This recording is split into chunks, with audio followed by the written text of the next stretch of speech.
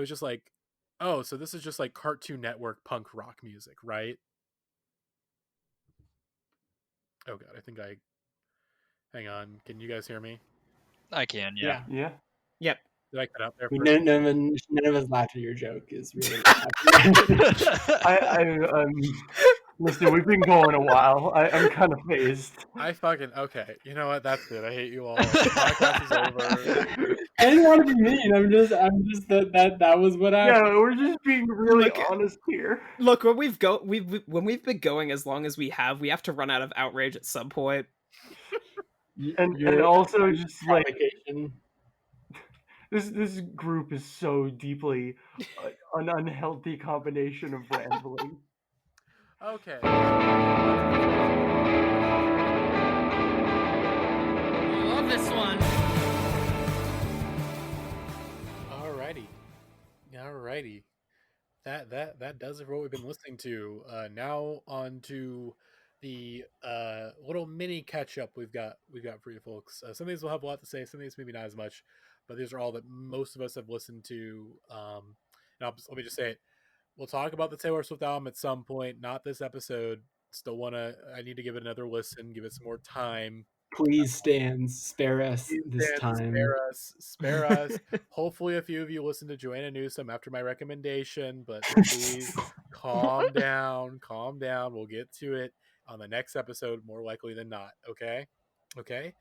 Now, for the complete opposite of Taylor Swift, this new fucking Gulch album, okay, I'm going to try to pronounce this. I can't say this word. Don't yell at me. Don't make fun of me. Impenetrable Cerebral Fortress. This thing fucking, it rips, it shreds, it owns my ass, it slaps, it melts. This thing, it fucking rocks, man.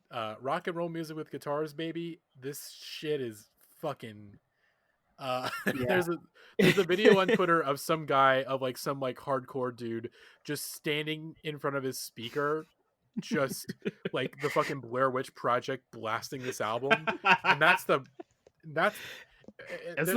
There's literally only two ways to listen to this album. It's either like that, either Blair Witch Projecting, or you're in the most dangerous mosh pit you've ever been in your entire life.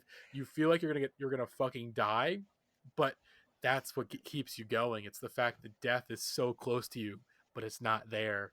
And it definitely supplements the fact that I have not been in a large crowd in a very long time. This sort of supplements that. It's a mosh pit inside my head.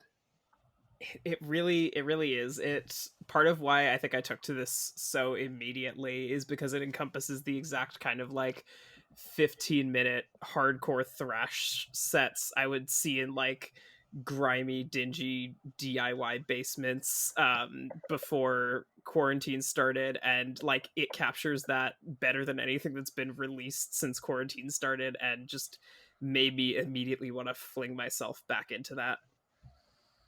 Yeah, this album is so fucking good, and I think a big part of it, as well as like the band's just impeccable songwriting, being able to condense everything so perfectly as the genre should.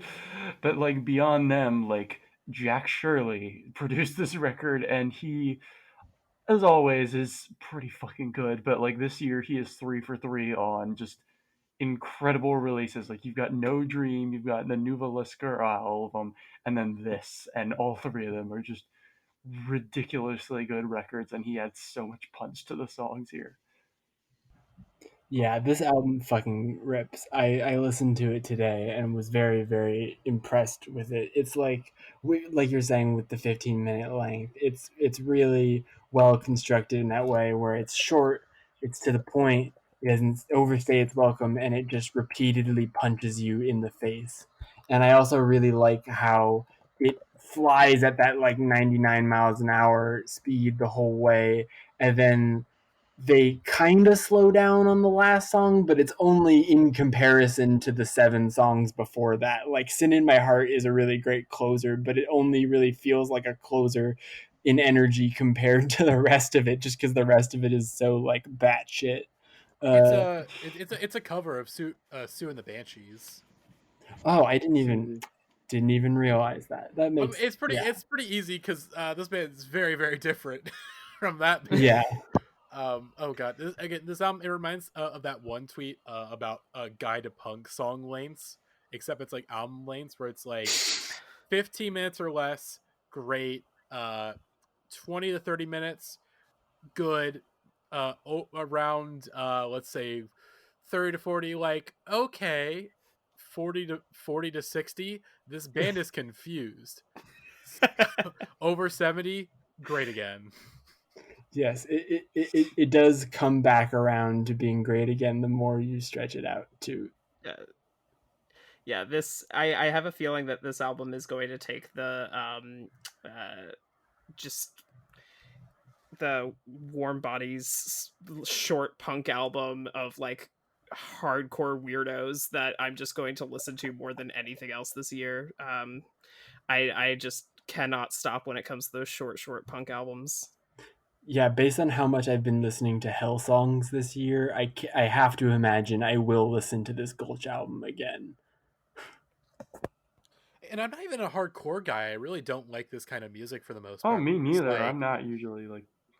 It is. I think it strikes a really good balance where it is simultaneously giving you that like punch you in the face kind of aggro energy while also being relatively accessible. Like I think the screaming vocals, like as someone who used to not really be able to get into stuff with scream vocals, and now I don't mind it nearly as much, but it's not like something I really listen to a ton of. I think the vocals are relatively accessible in that kind of a way. And I think in general, they're just so tight as a band and their riffs are so kind of punchy that they do manage to be very satisfying in a way that like comparing it to Daughters and Hell songs, which I've also been listening to a lot this week. It's like that album is just like setting your brain on fire. Like it doesn't make sense in the way that this album does, and it doesn't like easily click into place in the way that this album does, but this album doesn't lose energy or intensity because it is a little more straightforward. I think its straightforwardness kind of helps it be kind of direct and to the point and fun. yeah, baby. This fucking, like I said, Gulch. Yeah, again, hopefully, they come to St. Louis once this is over because I wanna get all sweaty. I would like to get in that pit. I would like to get coronavirus in the Gulch mosh pit. I would not mind that, honestly. I would accept that for all intents and purposes. If that's how you have to go, like If that's the way I get COVID, that's like a pretty good way to get COVID, honestly. Yeah. That's probably the best way. But nevertheless, Dill, did you actually have any thoughts on this before we go to the next one? I just think that this record is utterly fantastic. I mean, Jackson kind of nailed it when he said that the aggression on this album packs such an energy and keeps it in a way that is very, I think, accessible to a wider audience. Because if you think about albums in this style, they're very much they feel closed off to like the people who are already into them and can't, to newcomers. They're very dense and they're very I think hard to get into. But this album just serves as a wonderful entryway into the genre. It helps that it's very short as well. I think that's also something that Daughter's early records did as well, like like Hell songs and Canada songs, where they were only like 12 minutes, 15. This record is 15 minutes long. You can listen to it, on a run or while you're driving to work or something like that, and it just satisfies everything that you want out of the genre without overstaying its welcome and doing it in such a way that just utterly shreds ass. And so Alrighty then. Let's I guess get this Katie Day record that just came out. I know Rose. I think you're maybe either you or Nat are probably the bigger fans. So, folks, you might have noticed there was a bit of a weird cut between Dill's thoughts on the Gulch record and me moving on to the Katie Day record, and we had a bit of a recording glitch with our program Zencaster. So and because of the weird recording glitch, we had to reset the recording, and the beginning of what Rose said about this Katie Day record went missing whenever they re-uploaded their files on Zencaster. So apologies about the weird glitch, but we're going to keep the rest of the discussion because I think it's a good discussion. And yeah, let's just keep it moving.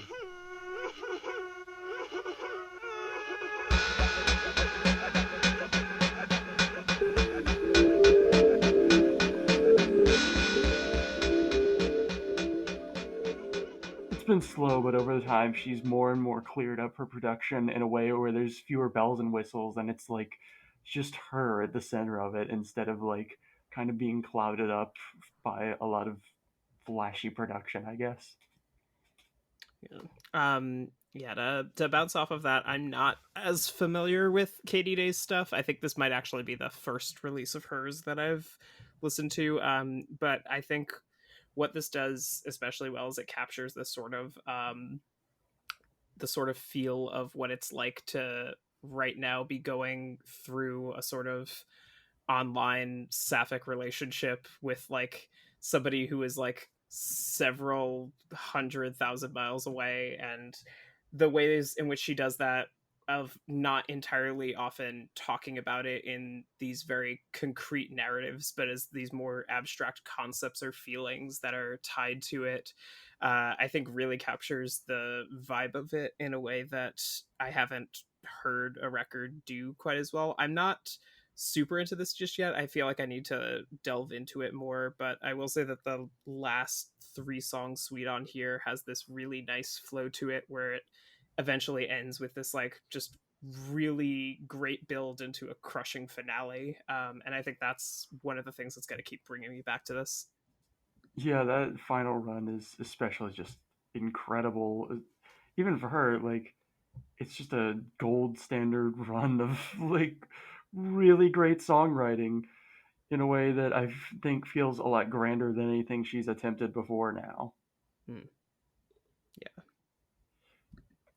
Yeah, and pretty much, although I will say, like, for me personally, this album feels more like an appetizer for the real event this year, which is the sequel to Some New Form of Life entitled Magic Firebrain, which, according to posts from Devi and Katie, seems like it is going to be one of the most batshit insane records this year. I am very excited to hear Magic Firebrain. Hell yeah. I am ready for just anything goes. Just according to Katie, it is her best album, and they made it in 2 weeks. Just, oh. I would also, as maybe like a button on this conversation, would like to point out the really great Katie Day tweet from yesterday, where she asked people to stop sending her the drill tweet that says "Age 0 baby, I want my data. Age 25 millennial, I want my data. Do you not see how fucked up this is?" My other favorite recent post was when she was like, "Yeah, I was thinking about titling the album, Oh, Gay Computer." Oh, Gay Computer. Okay, I'm surprised no one has mentioned the whole Taylor. It's not worth talking about. We don't need to mention that. It's a funny post that just became too much of a discourse thing. The one tweet was very, very funny. I will let our listeners find that on their own. It's a very funny tweet, and some of the Swifties misinterpreting it is very, very funny to me. And the follow-up to that tweet was even better, like, because they super misinterpreted it.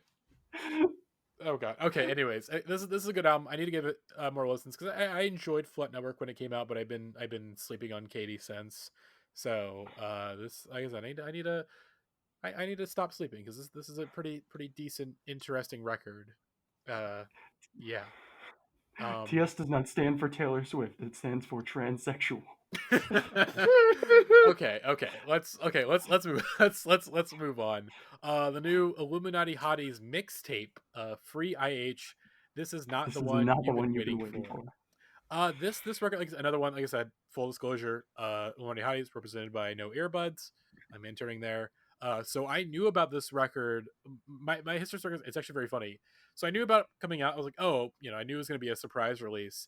I didn't know about the occult classic stuff. So the story, in case anyone missed it, mysteriously, this artist called Occult Classic dropped a self-titled album on SoundCloud, SoundCloud. and a number of artists like Lucy Dacus, Sadie Lucy Dupont. Dacus and Pup, they like all the people that Illuminati Hotties toured with in the last 2 years. They picked up a favor for them and just tweeted it out quietly without saying anything. So people were like, "What the fuck is this album? Is this like a supergroup?" And people were like, "Well, I don't know what this Even album though is." they literally say the name of the band multiple times. Exactly. But people were just like, "Well, who's this band?" And it's like, it turns out, well, this is a great record. I don't know. I mean, it's like, could be like supergroup, could be. I think people picked up pretty quickly that it was Illuminati Hotties. But again, the album is only up for like 24 hours, so it gets taken down, and then Sarah announces the record as sort of a self-release. It's simultaneously a It's the self. endless to the blonde. Yeah. I was gonna say Like literally, they're just doing it to get off their label with a quick album that is not as impactful Okay. as the one they're trying to make. Because apparently, she's been working on the other one for like 2 or 3 years now, like self-engineering it because that's her job, is just being a studio engineer, and she's learned a lot of tricks since then, which is going to lead into my first point about this record, which is this thing, like the variety of styles and production ideas going on in here is just so incredible to listen to. Like their first album, Kiss Your Frenemies, is pretty good, but this is just like such an immediately like, oh fuck, they're doing crazy things now. Yeah, Like it's really good. content bedtime is Oh God, one of the most ridiculous things I've heard all year. love it. Will I be canceled if I write a song titled "If You Were a Man, You'd Be So Canceled" is one of my favorite album openers this year. It's Everything about it just has this bombastic and ridiculous stomp. Like it knows that it is a inherently throwaway record, so they're just like, "Fuck it, we're doing anything," yeah. and it's a joy to watch. Yeah, the different ways that they use the variety of production styles to their benefit, with the sort of nature of it being a mixtape and mimicking the sort of tape deck sound, and the ways in which mixtapes generally have varieties of different songs and different sounds, like really works to their favor. And if for no other reason than they're going with a bunch of different approaches here, and all of them kind of end up working, I'm excited to see kind of how that translates into a more polished like studio product.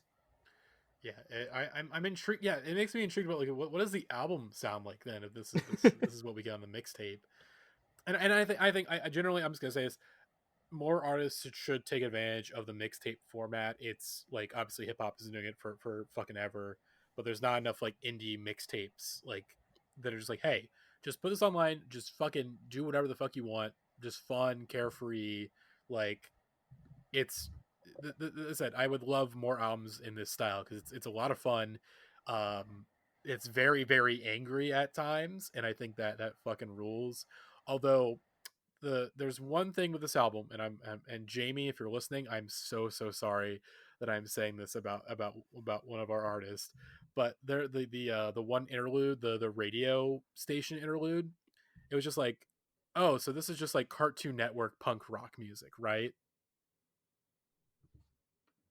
Oh god, I think I hang on. Can you guys hear me? I can, yeah. Yeah. Yep. Did I cut out there? None of us laughed at your joke. Is really. Listen, we've been going a while. I'm kind of phased. I fucking okay. You know what? That's it. I hate you all. The podcast is over. I didn't want to be mean. I'm just that was what I. Yeah, we're just being really Look, honest here. Look, when we've been going as long as we have to run out of outrage at some point. And also just like this group is so deeply an unhealthy combination of rambling. Okay, that's okay. Let's get on to the next record. We talked about this one pretty extensively in before we started recording, so we might not have as much to say.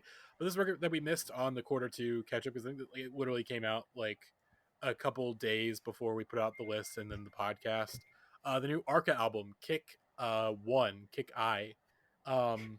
I Kicky, really like as this. you Kicky, Kiki, baby. little Kicky, starting Adam Sandler. God damn it. Not out of outrage yet. Not out of outrage yet. It seems. We got a little life left in us. Yeah, We're gonna fight to the end till you're dead, you bastard. Okay. Like I said, I don't really have a lot to say because I'm still like this album is still like a lot to process, but it's really fucking good. Arca can step on my throat any fucking time of the day. She's amazing. And the stilts? In stilts, in whatever kind of shoes she has on the cover, she can step on me any fucking day of the week. But this album, it really is. It's a really fun. It's a fun album, which is a bit surprising to say for an Arca record because the last couple Arca albums have been like either horrifyingly intense and scary, or horrifyingly intense and scary, or just like what the fuck is this? This is like what the fuck is this? But there's like just there's a lot of fun to be had on this record. Like non-binary is fucking amazing. KLK is one of my favorite songs of the year. That song Absolutely fucking ridiculous. fucks my ass up completely. Fuck, what was the most recent single? Make it Fefe? Thank you. That one's great. Yeah, that was the one I was specifically gonna shout out. That one also rules. I think it starts out really strong, that 1st half.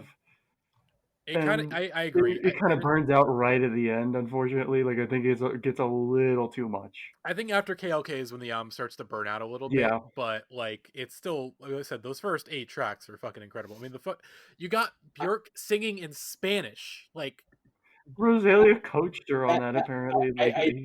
I do agree that the album, it's a little front loaded. I will say though, the last Rip the Slit and the Sophie collab are 2 of my least favorite songs, but the very last 2 songs, Machote and No Quiere Nada, I think are both really, really fucking good.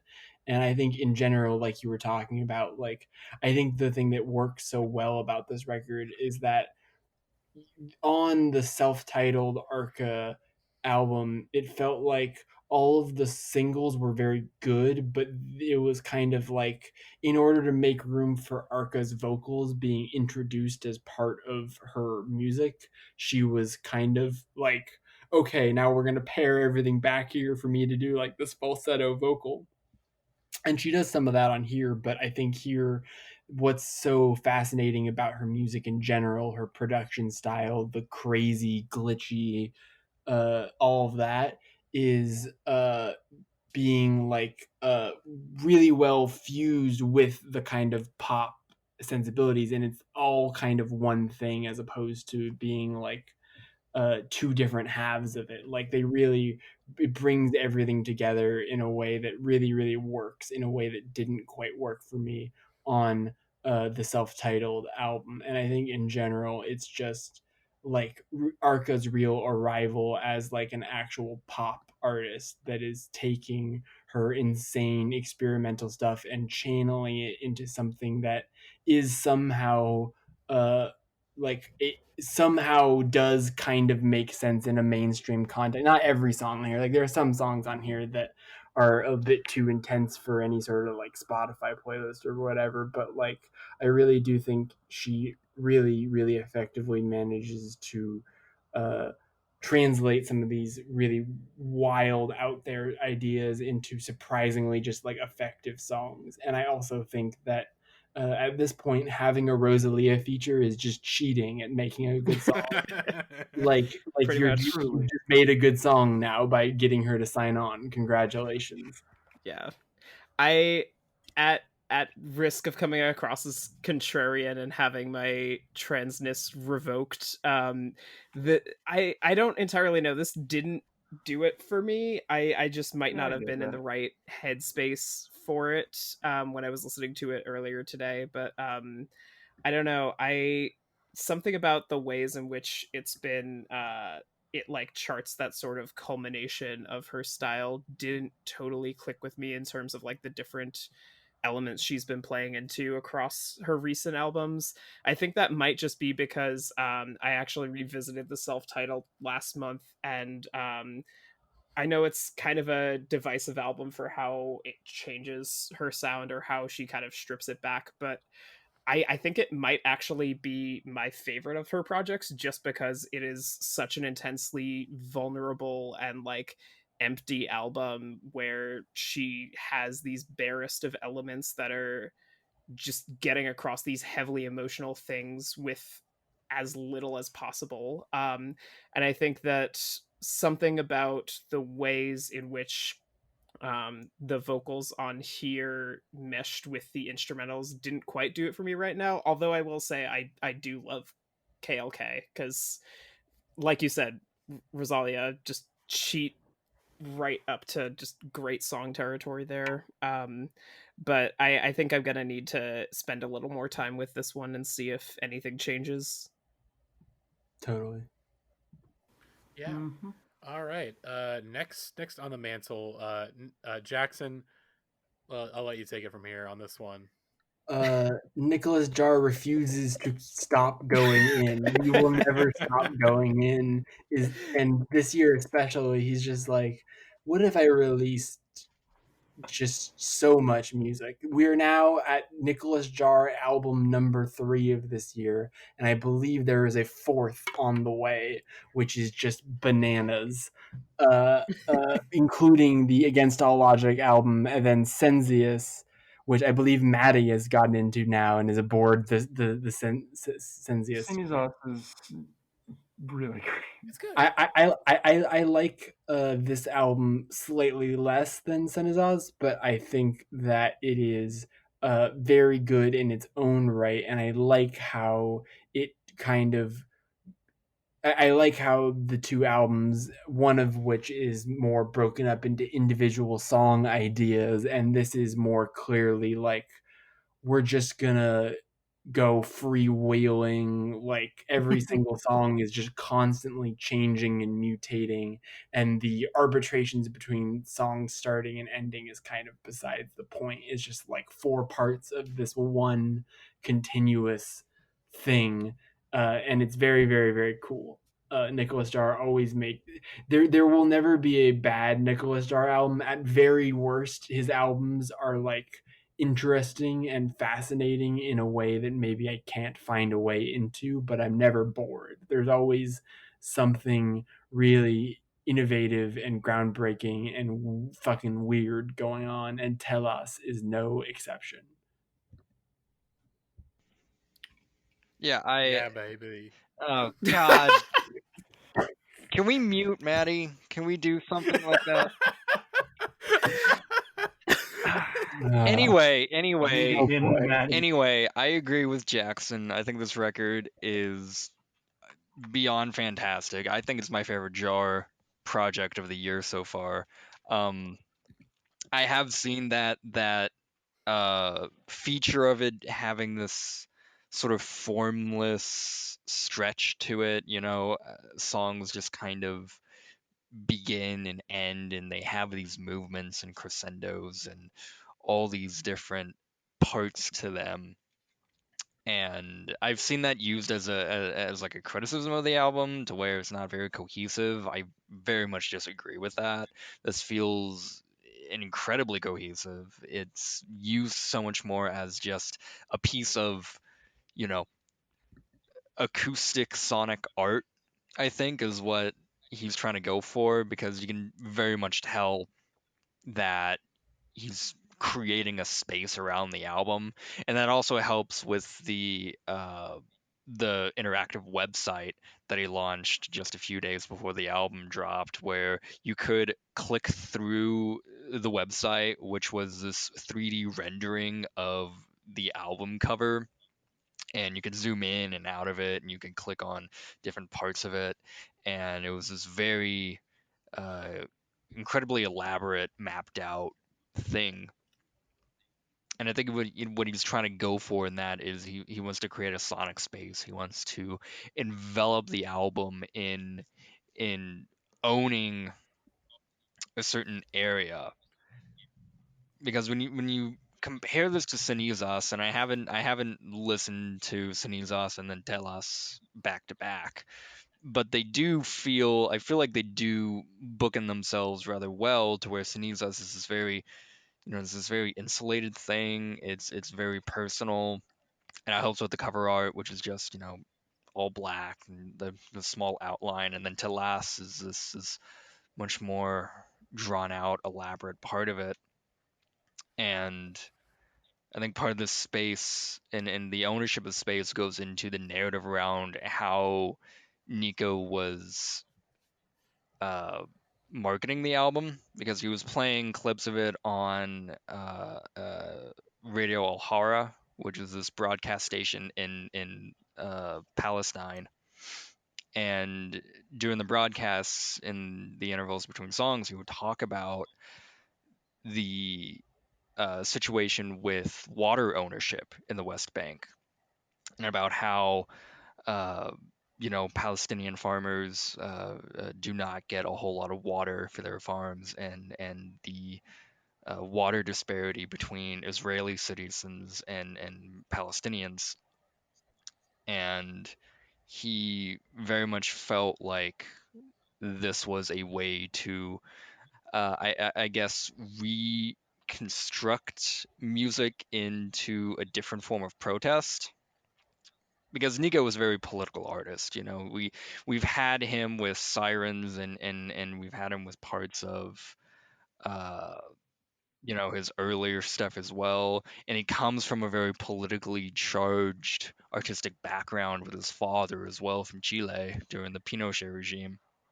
And so all of these factors are working themselves into Telas in a way that really makes the album, again, inhabit a certain space that goes beyond just the typical sonic structures that we have for it. The songs, and then the album length, and the ideas of what these pieces of music are meant to do. Hell yeah. Hell yeah. All right. I'm not gonna say. Let's just do Okay. the Okay. next one. I'm not gonna say it. Okay. Next record. One that I okay. The new 100 gecs. I'll start it. It's fucking 100 gecs, 1,000 gecs, Tree of Clues. It's the remix album. I don't know what people expected, because I don't know what I expected either, and it's a fucking mess. God. Yeah. Yeah, I think remix albums, especially in a But like the non-electronic problem music with this one, it's so concept. specific. Like everyone was trying to like out gex the gex when you should not Yeah, try to do that. It's that's already at good. maximum capacity. That's a good. The only time it's really successful on the album is the Black Dresses remix, which successfully manages to out gex the gex. But then by the Which is time, further screaming. yeah, but by the time you get to that, it's just like the whole thing is just an onslaught of Yeah. a lot. I mean, you don't have the RAM in your brain to process the Fallout Boy hand crushed by a mallet remix and everything else that's on here. Like, it's And like just too back to much. back with the fucking Caro Bonito, Charlie XCX, Rico Rico. Nasty. Like it literally I is love doing like Rico these all Nasty. in one moment where you're just like, what is going on? Okay. Okay. I will just say overall, I do not like this album, and I think the point that I'm wanting to get at with it is that, when I say that like the original 1,000 gecs is lightning in a bottle, I don't mean that to say that like, oh, they're never gonna top it or they're never gonna make another good album again. What I mean by lightning in a bottle is that like it's Dylan and Laura as a duo. That's lightning in a bottle. Like that, just like Mhm. those two working together produce like just such like magic for me. Like just being able to, they're just on the same wavelength.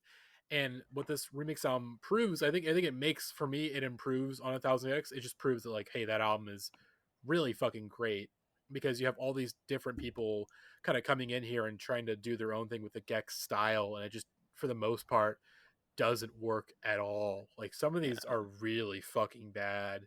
Like That- I didn't care for the AG Cook Money Machine remix. The Danielle Harrell, that one's okay. I'm disappointed by the Hand Crushed by a Mallet Fall Out Boy remix. I'm very disappointed by it. I thought there be more Patrick Stump on there. It's a little disappointing. That injury reserve one I don't hate but that one. That one I don't I don't like that one at all. I But get apparently, I like get it, hardware but had nothing to do with the production of it. It was just Dylan making a beat for them. yeah, I mean I get why people don't like that one, but I thought it was fine. I didn't quite understand the amount of hate it has. The fucking Stupid Horse remix is terrible. No, that one's I fun. really think we need to do a very large scale investigation on what the fuck is going on in England. Listen, stupid goat. I just fell out of the boat. It's genius. It's fucking it's so bad. It's so fucking bad. It's like I said, whatever we need to let's get the Gremlins out of the UK and then get the Gremlins, get the Labour people. We'll get them out of the UK. Make sure we protect our boy Jeremy Corbyn. But the Tories and all these people, let's just keep them there. We'll quarantine them. We'll cut off the internet. Let's just let them be. I don't want to hear from them ever again. I don't want to know. Just let them be in their own little bubble. Society has progressed past the need for. See, they already did that. It was called Australia. Odd. Okay. Anyways, the I Would Never Stop like Hannah Diamond Tommy Cash remix is not very good. Like just because I think Hannah Diamond is a boring vocalist and Tommy Cash is terrible. I'm sorry. Tommy Cash has only been good on like 2 songs. I would debate that even. I fucking hate Dorian Electra. I hate them. They're fucking stupid. I hate the Gek 2 remix so much. It's possibly the worst song on this album. Black Dresses, I'm not gonna say an O word. I still don't get it at all. I probably will never get it. It's not for you It's to not get. for me. Not for me. But the rest of I mean, like I said, I like Came to My Show and Toothless, and I think the Fish Center songs are again the 800 dB Cloud Fish Center is it's a fucking amazing performance. But yeah, like I said, I if I wanted to listen to 100 gecs, I'm just gonna listen to 1,000 gecs. I think this remix it's a nice victory lap, but otherwise as an album, it's just there's too much fucking happening. I think most of these artists just like I said, they didn't know what to do with it. They know what to do with it. It's like they more than because I think like hyperpop, like for the most part, a lot of these artists that are under the hyperpop genre, they're just I think for the most part, most of them are just not very good in the first place. Like I said, the whole like most of the PC music scene, I think is terrible. I never understood to begin with, and I think the post PC music is much more interesting. Like 100 gecs, Guppy, Fraxium, all these artists are making much more interesting music, and I think they're hitting on the ideas that PC music was trying to go for in a much better way. Where PC music was basically just like, oh, let's just turn like sugary pop music up to 11. It's like you don't want to go 11. You gotta go like you gotta bump those numbers up, kid. Those are rookie numbers, all right. You gotta bump 50. It up to like at least like 50 or something, you know, or 100, or 100, or 100, or 1,000. It's the thing that baffles me is that they more than doubled the runtime for 1,000 gecs. Like 1,000 gecs is like 25 minutes long, and this is like close to 51. It's 51. It's like 100,000 gecs was so good because it was like this small dose of this highly unstable chemical. Exactly.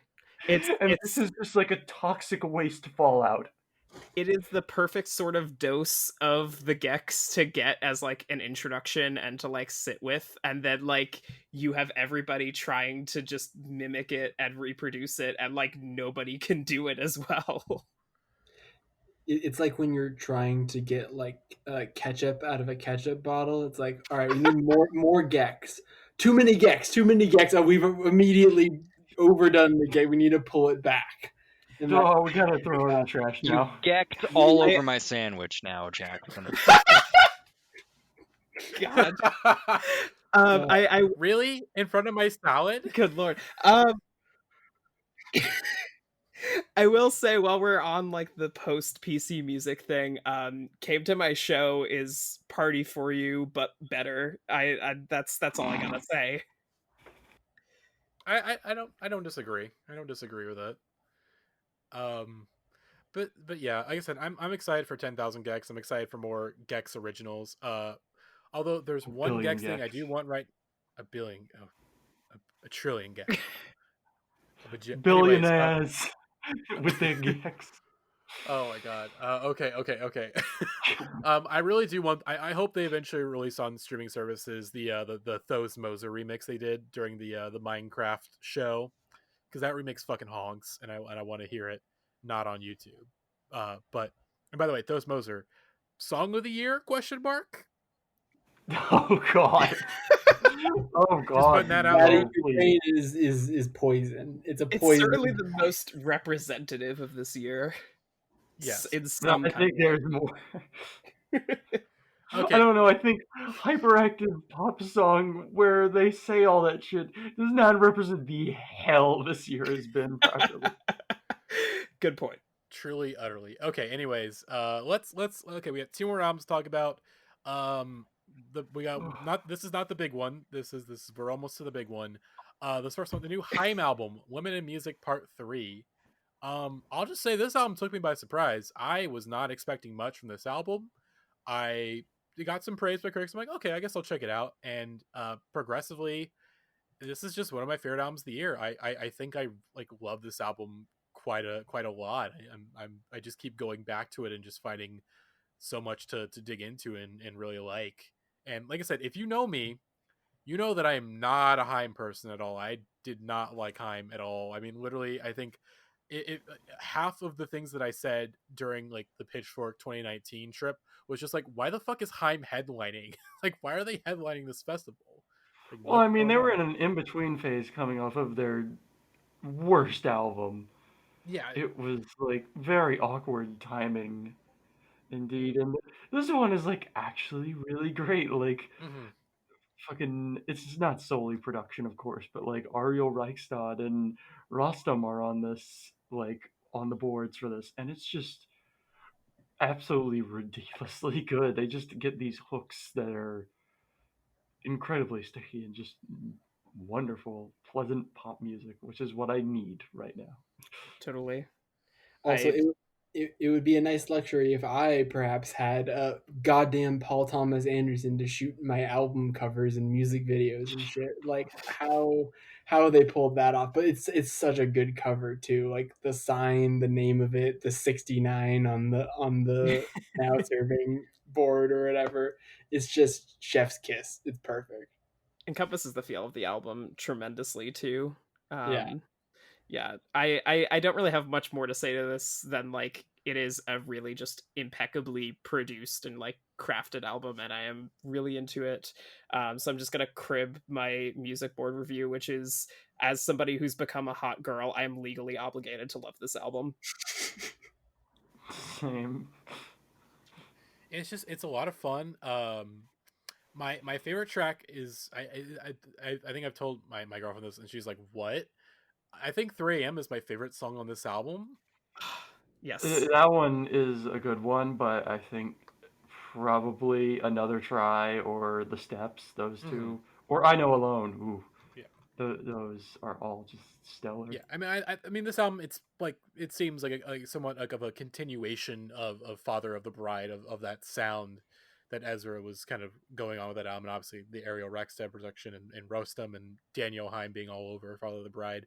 It's pretty clear these things were going to bleed into each other somewhat, and like I said, it's not to say this album is like, oh, it's the sequel or the spiritual successor. It's just like I said, Father of the Bride, it's a great record. Many will disagree. Many will disagree, but they're wrong. They're wrong. Okay, it's a great record, and then this album is very dang good too. The vibes, I love the vibes. I don't know. Okay, anyways, HAIM album's good. It's time to get Podcessed by the casters, baby. Let's go, Jackson. I will let you maybe take it a from here. poor mistake to put this at the very, very end of the podcast because After this fucking marathon.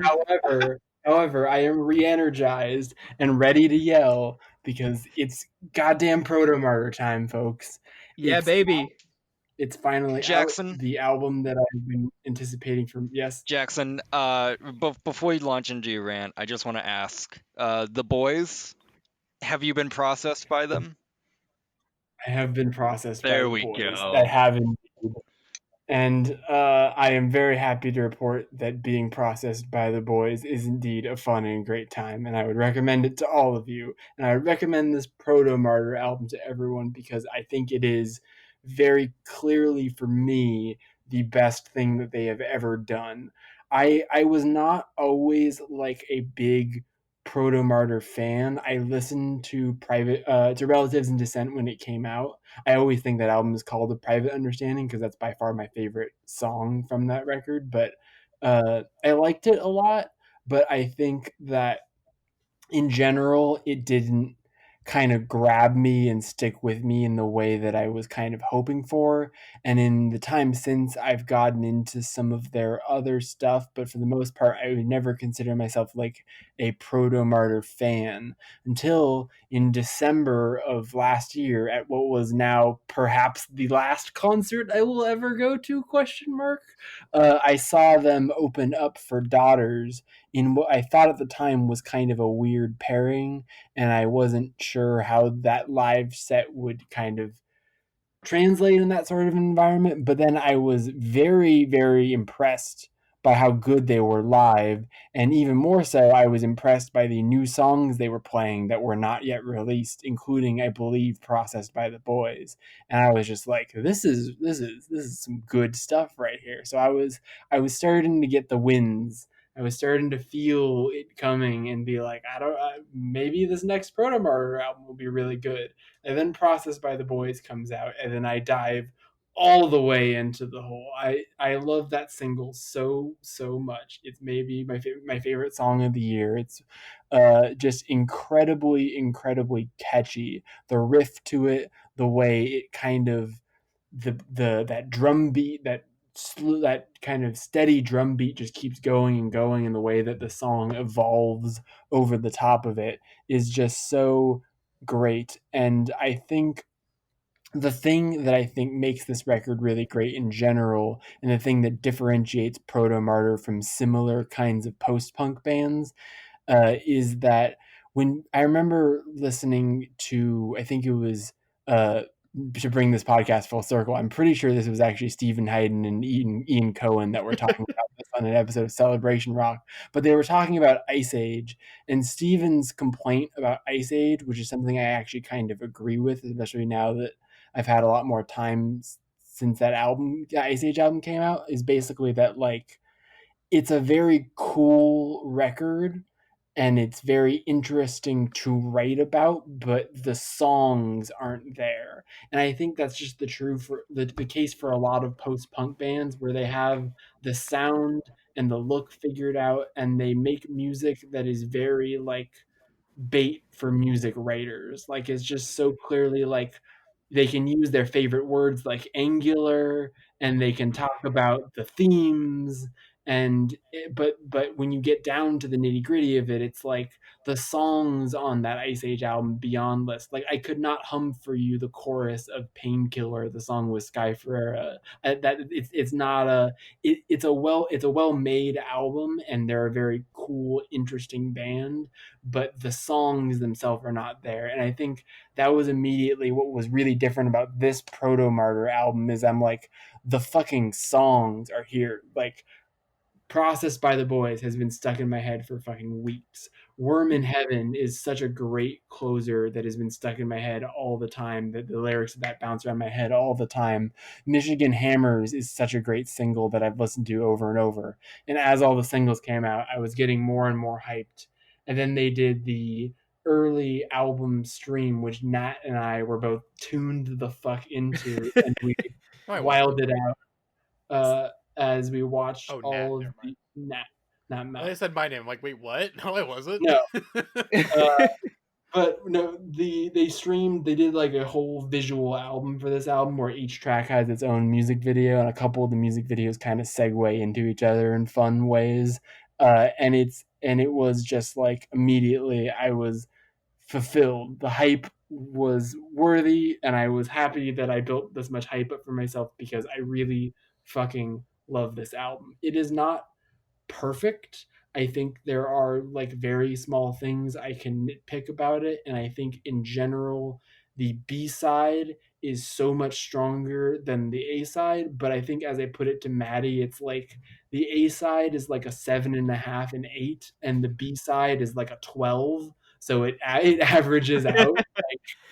Like the whole second half of this album, once you get to that the outro of June 21st, which is this really like peaceful Oh yeah, that shift. moment, and the way that it just slams right into Michigan Hammers, it's like from that moment on, the rest of the album has this incredible downhill momentum where just every song from that point on is like incredible, and they all build off each other in a way that, I mean, this album just really makes me mad at other bands that don't know how to fucking sequence their albums, because like even though this album is not perfect, every song is so correctly placed in the structure of the album, and they're all working to build off of ideas that the other one is doing, but also constantly introducing something new, so it never feels like the same idea is being repeated twice in succession. And I just really love how varied it is and how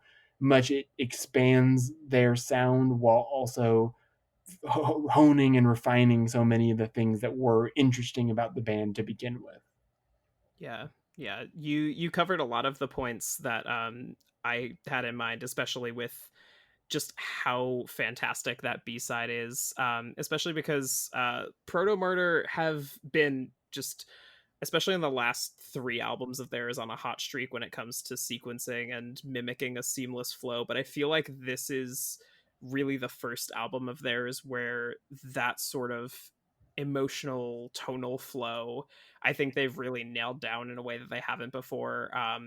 Mostly because I feel like Relatives in Descent has a lot of these really despondent, crushing narratives, but the way it ebbs and flows doesn't quite cohere, if I had to come up with one criticism of it, quite like this one does, especially when that downward momentum gets you to Bridge and Crown and Worm in Heaven one after another, which is just one of the most absolutely punishing ends to an album. And I think that sort of vulnerability and really defined arc for the album has really kind of kept it solid in my mind, along with the fact that it is a cool, breezy 40 minutes long, and just even 10 songs. It is quite literally like perfect classic rock album format, which is just made it impeccable. I believe the night that the visual album stream happened, we had it loop like 3 times before we stopped, just because of how firmly and concretely like the entire album comes together. Totally. Yeah, I did the same. I listened to it like 3 times on that streaming website thing. And I think in general, this is clearly like a step up in production and in presentation. Like the addition of the woodwinds, which is the main real like sonic shift of the album, I think is so nice. Like when they come in like 2 minutes into Process by the Boys, and all of a sudden you've been grooving on this really really great riff, and then all of a sudden that like clarinet woodwind comes in. It's so perfectly timed. And I think in general there are a lot of post-punk bands that try to straddle the line between like punk and indie rock, and what ends up happening a lot of the time is that they kind of take the bad parts of each of them, where it's like it's subdued in a way that's making the punk stuff not as interesting, and it's punky in a way that makes it hard to enjoy the kind of. And I think the thing this album does so well is that it is able to seamlessly transition between the most aggro, the most like frenetic instrumental parts of it to the parts of it that are like really peaceful and melodic, and the way that they are able to weave back and forth so seamlessly. Like Michigan Hammers is a great example. It's like a song that just starts out at 11 with this like crazy fast guitar riff and this the drums on this album in general, like, oh my god, the drums are so fucking good on this whole album. But then the way that they're able to go from that high energy at the start of Michigan Hammers and seamlessly drop into those really breezy, like, Kind of beautiful, shoegazy atmospheric. exactly, and then just drop right back into the riffs of it. Like, they're able to switch between those two modes so seamlessly and have I, them complement each other really well. I specifically want to shout out the bit that you have mentioned many times before in chat on modern business hymns. Hell Yeah. fucking When yeah. like they bring back the nasty riff but slower, and he's just shouting, "The past is full of dead men." It's Oh. really it's I the was listening earlier today, and just that was like a punch in the stomach. it hits hard.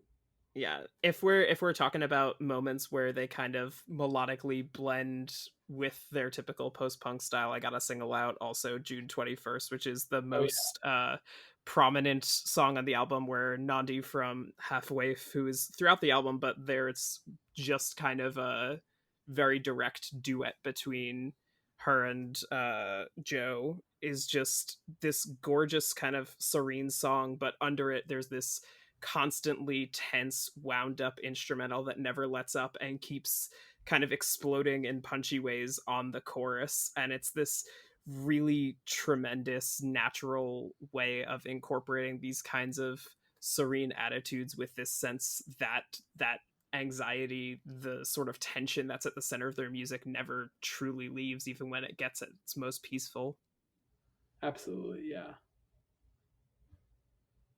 This album just rocks in general. I'm a big fan of it. I think that whole B-side especially, but like Modern Business Hymns, Tranquilizer, like all those songs are just like so great. And I think the production and the presentation and the writing is so good. I mean, like, Processed by the Boys especially is like, I saw that song live, so I know for a fact that song was written before 2020, but it's like you listen to the album and you're like, oh, they must have wrote this like last week, right? Like, this is a song about the stuff that's happened in the last 5 days or whatever, because even since the single has come out, it has like, even beyond the whole stuff about like a disease washing up on the beach, like, that's the real obvious like thing, but the way that the song and like the refrain at the end of the song where it's like, next time they'll be gentler, that whole refrain, oh my god, it just crushes me. It's so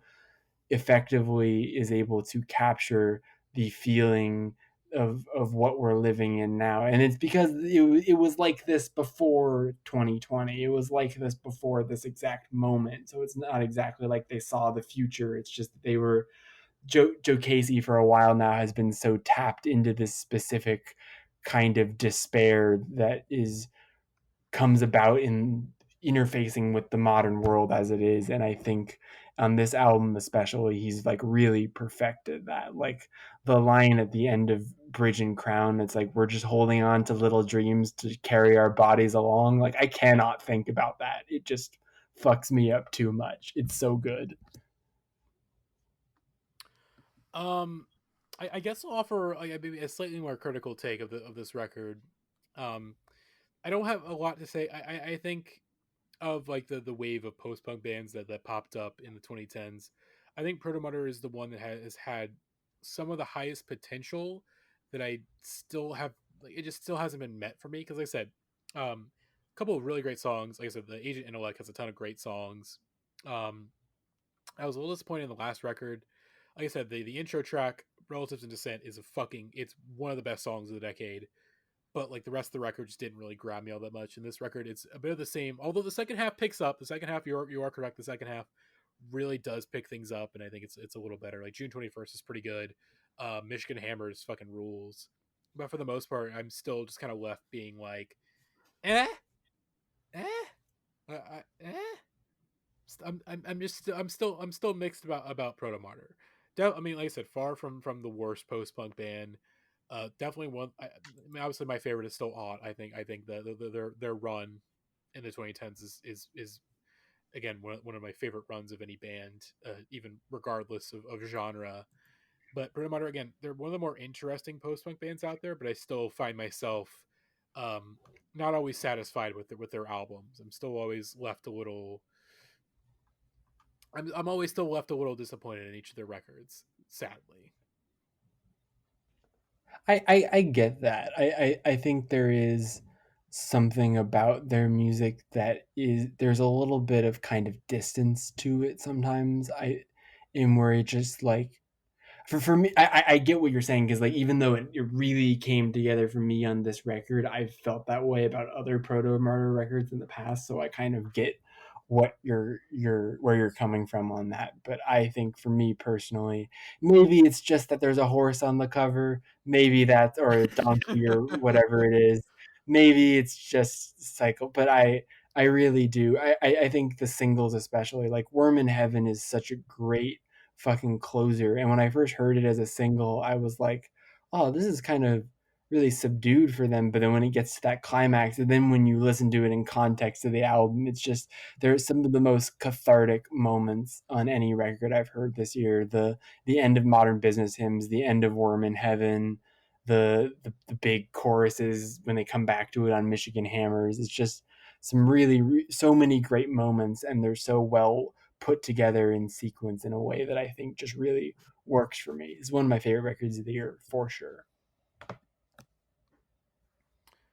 Yeah, we've officially been processed by the boys, podcessed by the casters. Hopefully, you enjoyed this very very long episode. This may be our longest episode we've ever done. We gotta make sure that not all 4 or 5 of us are on the cast together. It's such a nightmare. Okay. Hopefully you enjoyed this episode. I'm going to keep it short. Again, follow us on Twitter at Indieheads Pod. Subscribe to us on Spotify, iTunes, wherever you get your podcasts, or we're available. And once again, Indiecast, we're coming after you, baby. War has been declared. And don't forget, fill out the form, download the app, submit your face into the scanner. All right.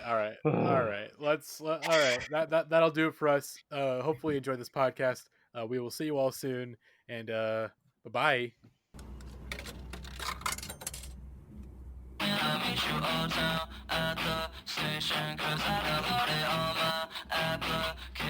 And I'm just on the head drop, something special. Can't let me turn the snare up. One more level, like 303, we roll up. Fuck you, old rock, oh that's a chill, we rolled up. From the sidewalk, I drop it in the toilet. Fuck it, roll it, this beat so good you think that someone stole it. But we don't got no numbers in the title. Oh look at what I did there, I'm so spiteful. I turn this like a DJ. Bible. I miss you all time at the station, cause I downloaded all my applications. And I'm just on the hand drop, something special. Can't let me turn the snare up one more level.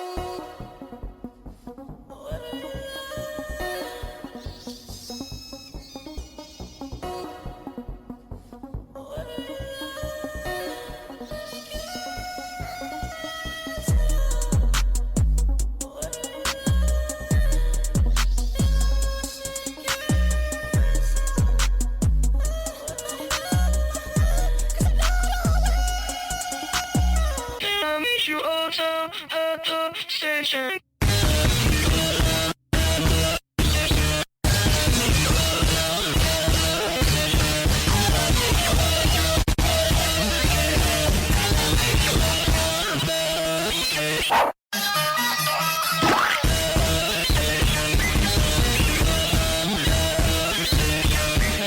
You all town at the station, cause I downloaded all my applications. And I'm just trying to airdrop something special. King Guppy, turn the snare up one more level, like 3 we roll up. Fuck you, old rock, oh that's a shit we rolled up. From the sidewalk, I drop it in the toilet. Fuck it, roll it, this beat so good, someone stole it.